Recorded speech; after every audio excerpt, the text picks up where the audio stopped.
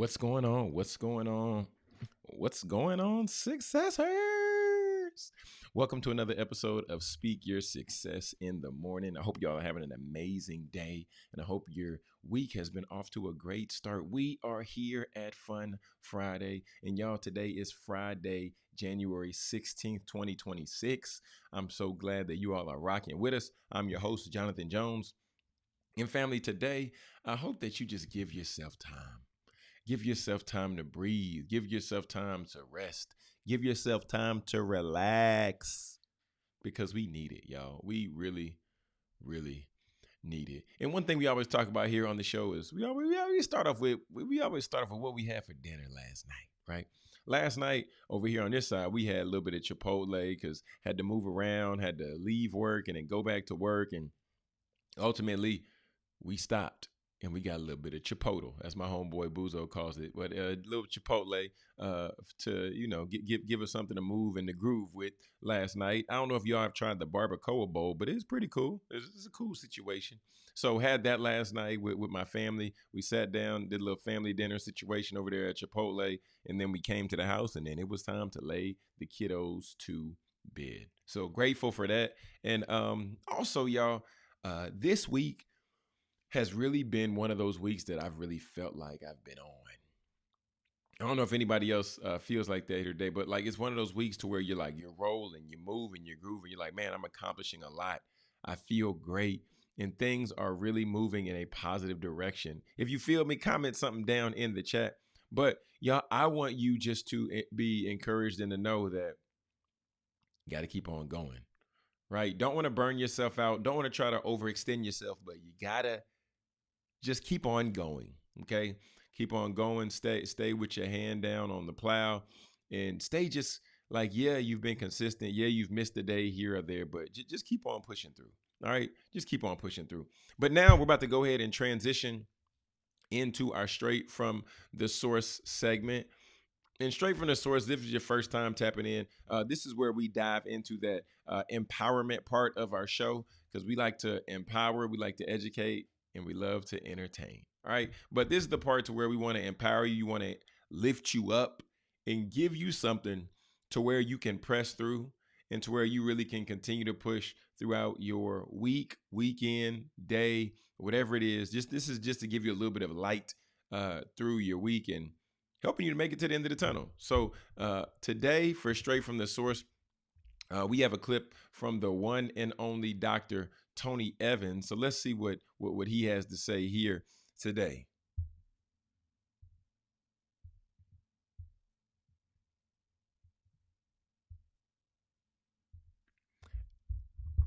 First, we got to unmute the clip. All right, so here we go, y'all. Straight from the Source, Dr. Tony Evans. Did you know you're a citizen of heaven? Your homeland is not earth. You are visiting here. You passing through this neighborhood. Your homeland is heaven. But if you forget your homeland is heaven, you're going to become too attached to earth. From the human standpoint, I know we're citizens of this country, but your ultimate allegiance is as a citizen of heaven. You and I are supposed to be a colony of heaven so that the values of heaven influence us, guide us, govern us. Once you came to Christ, the kingdom of darkness does not dictate to you anymore. It does not have legitimate authority over you anymore. That's good. That's good. That's good. And the verse that I wanted to break down here on that text would be right here. It's First Peter chapter 1. First Peter chapter 2, verse 11, excuse me. And that text goes on and it reads, "Beloved, I urge you as foreigners and strangers to abstain from fleshly lust, which wages war against the soul." That's one version. But I wanted to read this other version as well, to where it's the NLT. It says, "Dear friends, I warn you as temporary residents and foreigners to keep away from your worldly desires and wage war against your very souls." There's another version that actually refers to us as aliens. And the reason why it refers to us as aliens is because just as if a actual alien, like what we've seen in the past, right? Like a green character with a round head and it's pointed at the bottom. If we were to see something that looked like that on Earth, we would say, That don't belong here, right? That individual, that thing, that subject does not look like the rest of us at all, right? They're tall and different things like that. But that is how you define what an alien is. It's something that or someone that is different from what our normal is. And the Bible is letting us know that as Christians and as believers of Christ, as followers of Christ, we are different from unbelievers, right? Because the apostle Peter even urges believers to abstain from our desires and our passions, but he calls us to live righteously as temporary residents in the world, resisting those worldly temptations. And I even attended a sermon once before by a gentleman by the name of Jonathan Pecluda, and he would always say that we should leave something better than we found it. So if we come to earth, then we should leave earth when God calls us home better than we found earth. How do we do that? By the relationships that we have with people, by the way we treat people. I'm even mentoring two young men. And then as I was speaking to them a few days ago, anytime they tell me that they're dating a young lady or that they're hanging out with a young lady, I always turn and I let them know. I say, hey, make sure that whenever y'all's time is done, if y'all are, if you're not dating no more, or if y'all aren't interested in the young ladies no more, or whatever it might be, make sure you leave them better than you found them. And the reason why is because as Christians and as believers, we should operate differently, right? We should, and as it tells us, it says abstain from fleshly passions. So believers are to actively resist sinful desires, lust, and things that originate from a lower nature, right? Because these are ultimately spiritually destructive. Imagine that if God has called you to go and minister to a young lady and you're a young man, but you've struggled with lust, right? And then you give into that desire, then that would make it difficult for you to minister to a young lady or to anybody of the opposite sex, because your mind is going to be cloudy, right? It's not going to be as focused and as locked in. And then even the verse even tells us in verse 12, it talks about honorable conduct. It says which emphasizes that living good lives among non-believers, they see good deeds and they ultimately will glorify God. So in simple terms, family, what's going on here? Peter is telling the readers that you don't belong here permanently, so don't live like you do. Okay, don't get comfortable here. Stop giving in to sinful and harmful desires, because that's going to hinder you spiritually, but instead live good and honorable lives so that outsiders will see the God in you, and they ultimately will give our Heavenly Father, God, praise. All right, family. So with that being straight from the source, I want you today to just be reminded of that, right? Just like if you were to go over to a friend's house, and then when you came in their house, you would be respectful of their home. You wouldn't just kick your shoes off, and you wouldn't just run and eat food and leave it on the table and create that type of environment or that type of mess or that type of situation. Why?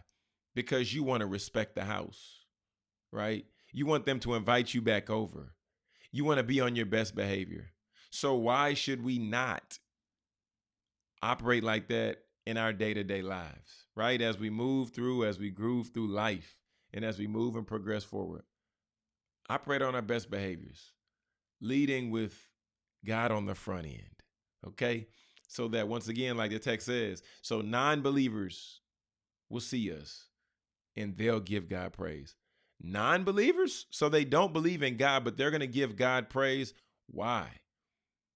Because they see, they know, and they feel that something is truly different about you. The way that you move, the way you walk, the way that you live. All right, family, that's going to wrap up straight from the source. If you have not tapped in with us, be sure to subscribe to the channel on YouTube, Speak Your Success Media. Just type that in and they'll take you right to the channel. And be sure to leave a comment. Let us know what you thought. If you enjoyed straight from the source, if you enjoyed some of our other segments, please let us know so that we can continue to, bring you what you need, what you enjoy, what you like, and what you're rocking with. All right, now I want to go ahead and shift gears. And now I want to hit sports really quick. And then after that, I got some quick content I want to dive into today. And then we're going to get you out and send you on your way. But last night, the Mavericks exploded for 144 in a big offensive night versus the Jazz. Man, shout out to Dallas. They're getting things in place. The Celtics rallied over the Heat 119 to 114. Okay. The Pistons, they topped out the Suns 108 to 105. Even though the Suns were missing their heart and soul. Devin Booker, okay? But Grayson Allen showed up with 33. And the Warriors, that they handed it to the Knicks. All right. The Spurs, they upset the Bucks, and then the Hornets 135 over the Lakers. Last night I caught a little bit of a late game. I saw OKC put Kevin Durant and his new founded team, the Houston Rockets, to rest last night. Okay. Then in NCAA basketball, UConn women, they dominated Villanova 99-50. That's not nothing new. We know how UConn does. They're still locked in as undefeated and the number one team. Sarah Strong, she led with 24 points, 9 rebounds, and 5 blocks. That's a solid night. And then there also was number 23 Notre Dame. They lost at home to number 9 Louisville, 79-66, as Notre Dame takes their first home loss this season. And then men's college basketball, Purdue pulled out a 79-72 win over Iowa. They came back, right? They came back. That's what I love about seeing a good game and seeing a good comeback story, right? So shout out to them. But family, now I want to shift gears and just get into our content really quick today. And y'all, did you see, let's just actually, we're going to get ready to pull it up. But I want to know if you all happen to see the Cam Newton interview with Lady London. And he said his favorite word is neglectic. Cam Newton, neglectic is wild, okay? Did anybody see the Cam Newton and Sister Lady London clip? If you saw that clip, you would already know why I'm laughing. And I'm going to go ahead and play the clip because I wanted to talk about this today with producer Britt. But we're going to go ahead and shift gears right here. And we're going to roll the clip. So here goes nothing. How would you describe your style in one word? That's an adjective. Can I use a word that I've already used? Sure, of course. Eclectic. Say it again. Eclectic. It's eclectic. Well, the heavy on the N because There's no N in it. No. It's my word. Oh, let's unpack this. Okay, got it. Yeah. It's your word. Eclectic. Spell it for me. Nclecta. Okay. Eclectic. Eclectic. Do you want to know what the N stands for? Niggatry. Am I right? Okay. So look, Cam Newton has been taking a beating on social media. People have been saying that he's ignorant. People have been saying that he has created words, and people have just been saying he can't be wrong. But even beyond that, people are saying and talking that that the way that he operates and the way that his conversations are with women, it's like he can't be shown up or he can't be corrected.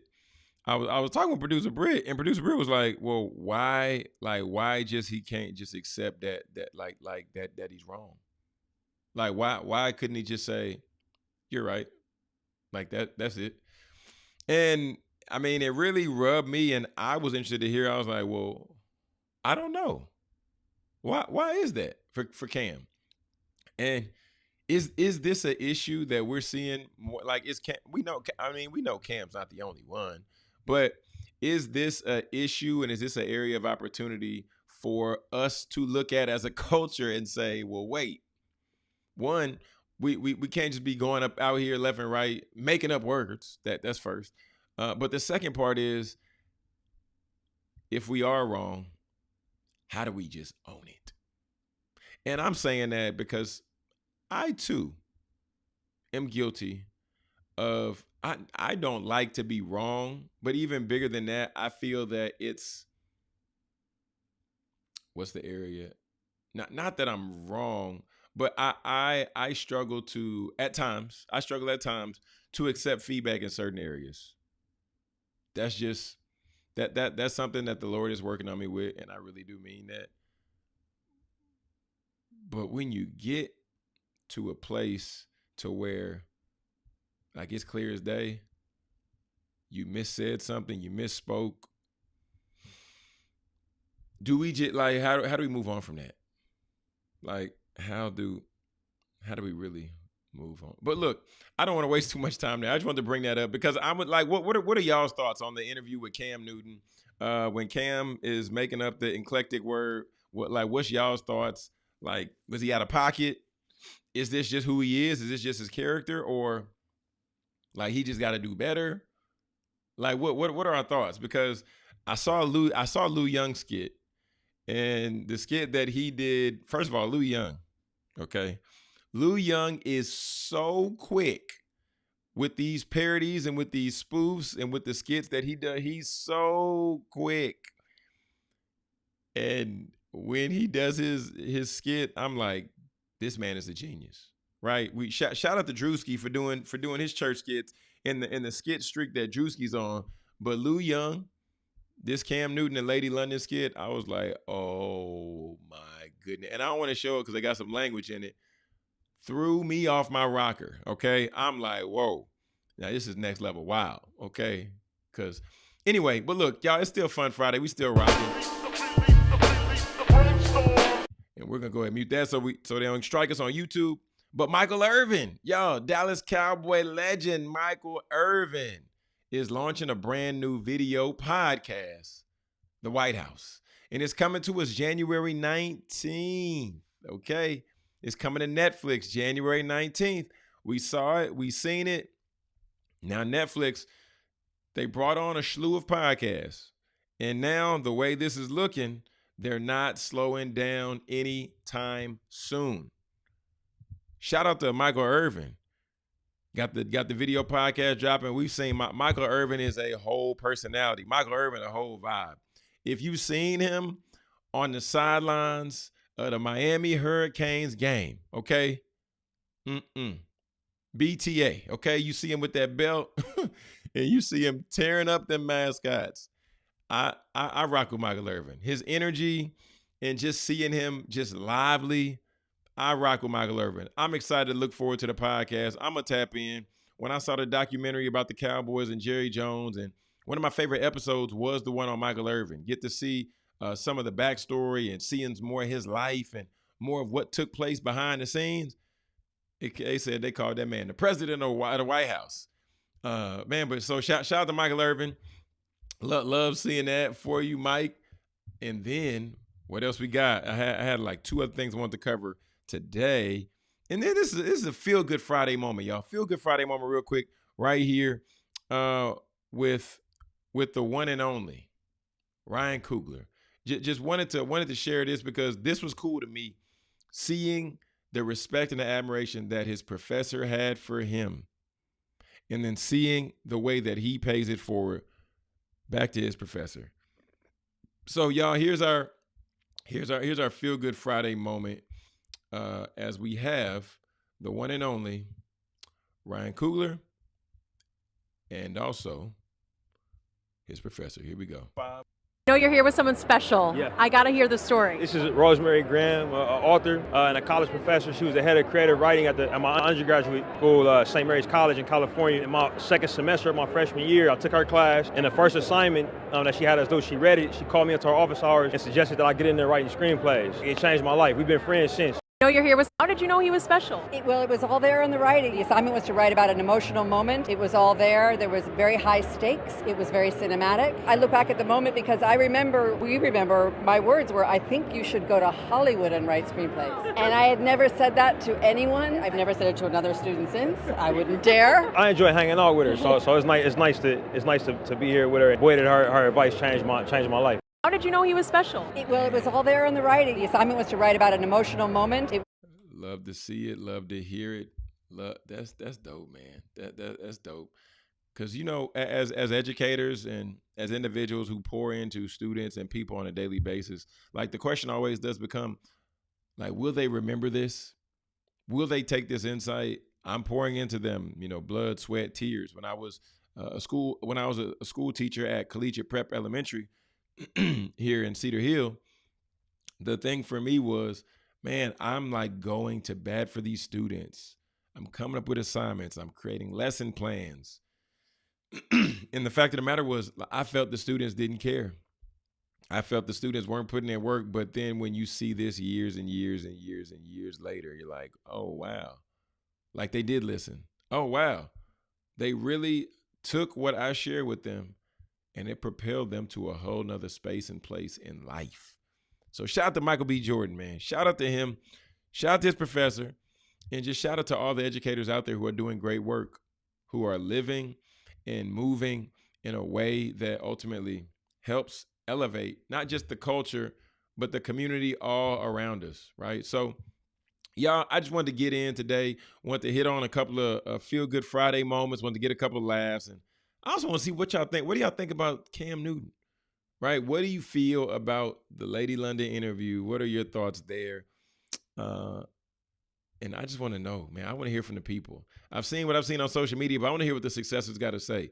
So family, we're about to go ahead and get ready to get out of here. But remember, all right, speak your success, believe in your greatness, and continue to create the life and business of your dreams.